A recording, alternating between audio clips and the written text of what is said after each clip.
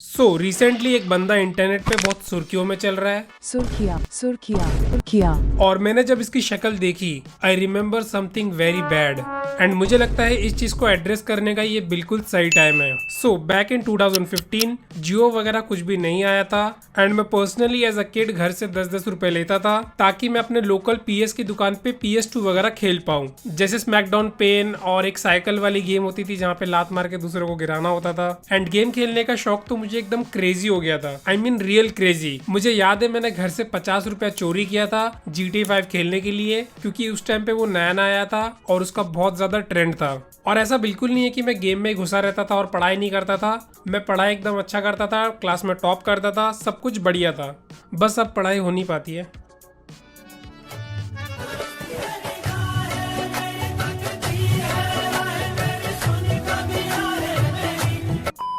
और ऐसे करते करते मेरे पास एक छोटा सा फोन आया जो कि रीच कंपनी का था, मुझे अभी भी याद है, जो आई थिंक कोई चाइनीज ब्रांड था। और मुझे याद है मेरे घर से 20 किलोमीटर दूर मैं एक बिल्डिंग में जाता था गेम को डाउनलोड करने के लिए, क्योंकि मेरे दोस्तों को उसका जो वाईफाई का पासवर्ड है वो पता चल गया था। और उस टाइम पे इंटरनेट मिलना लाइक भाई वरदान मिलने से कम नहीं होता था, क्योंकि किसी के पास नहीं होता था वो। अभी के जो लॉकडाउन वाले बच्चे हैं उनको ये सारी चीजें नहीं समझ में आएंगी, बट जो ओल्ड एज में रह चुके हैं उनको ये चीज पता होगी। अब इसके कुछ टाइम बाद जियो लॉन्च हो गया। हाँ, लेकिन मेरे पास जियो नहीं आया था उस टाइम पे, कॉज मैं बच्चा था। बहुत सारे गांव देहात और मादरचोदों के पास इंटरनेट आ गया। हाँ रच, मैं तेरी बात कर रहा हूँ। और उस टाइम पे यूट्यूब पर कुछ चले ना चले, अगर आप अपने टाइटल में यूज करते हो how to download GTA 5 on your mobile phone, believe me, इस टाइटल के साथ आपका वीडियो वायरल होना 100% कंफर्म होता था। और मैं उस टाइम पे लाइक 13 या 14 साल का था और मुझे बिल्कुल भी आइडिया नहीं था कि ये सब चीजें फेक होती है। और ये लोग थंबनेल में ऐसा शो करते थे कि ये लोग फोन में GTA 5 चला रहे हैं, और ऐसे फेक गेम प्लेस भी होते थे जिसमें GTA 5 लोग जेन्युइन खेल रहे हैं अपने फोन के अंदर। अब मुझे थोड़ी पता था कि ये लोग GTA के स्क्रीनशॉट के ऊपर कंट्रोल्स की PNG लगा के बैठे हैं। और वैसे तो उस टाइम पे ये घटिया काम करने वाले बहुत सारे यूट्यूबर्स थे, बट उनमें से सबसे ज्यादा हरामी ये था। GTA 5 हाईली कंप्रेस्ड इन 2 MB, ये सारी हरकतें ये करता था।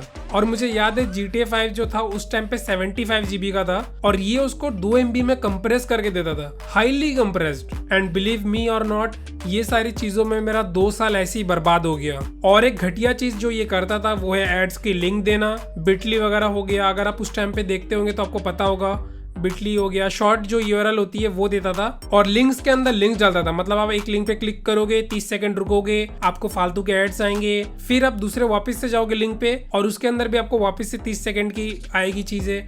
ठीक है, ऐसे करते करते मतलब आपको आधा 1 घंटा लगता था लिंक को ओपन करने में। और ये जो शॉर्ट URL लिंक होती थी इनके अंदर लाइक वायरसेस होते थे, और जो एड है वो ऑटोमेटिकली आपको दूसरी वेबसाइट्स पे ले जाते थे, आई मीन 18+ वेबसाइट्स पे। और आप खुद ही सोचो, एक बच्चा है जो समझो 13-14 साल का है, उसको 18+ चीजें वेबसाइट पे ऑटोमेटिकली लेके जा रहा है, तो आप खुद भी समझ सकते हो कि ये कितना ज्यादा सीरियस मैटर है। और ये जो लिंक्स वगैरह देता था इसके अंदर वायरसेस वगैरह होते थे, और एक बार वायरस मेरे फोन में आ भी गया था, थैंक्स टू दिस मदरचोद।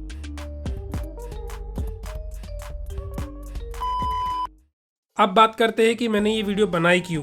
जितने भी उस टाइम के बच्चों को इसने चूतिया बनाया उसके लिए इसका माफी मांगना जरूरी है। और रचित, मुझे बहुत ज्यादा खुशी है कि मेरी वजह से तेरे जो माँ बाप का कर्जा है वो तू माफ कर पाया। और एंड में मैं बोलना चाहूंगा, अगर आप इसकी ऑडियंस हो तो आपको इसकी रियलिटी का पता होना चाहिए। और इतना तो कंफर्म है कि चूतिया मेरा अकेला नहीं कटा है, क्योंकि इसके वीडियोस में मिलियंस में व्यूज गए थे। अगर आप उनमें से हो तो मुझे कमेंट करके जरूर बताना, ताकि मुझे ऐसा ना फील हो कि अकेले मेरा चूतिया कटा है।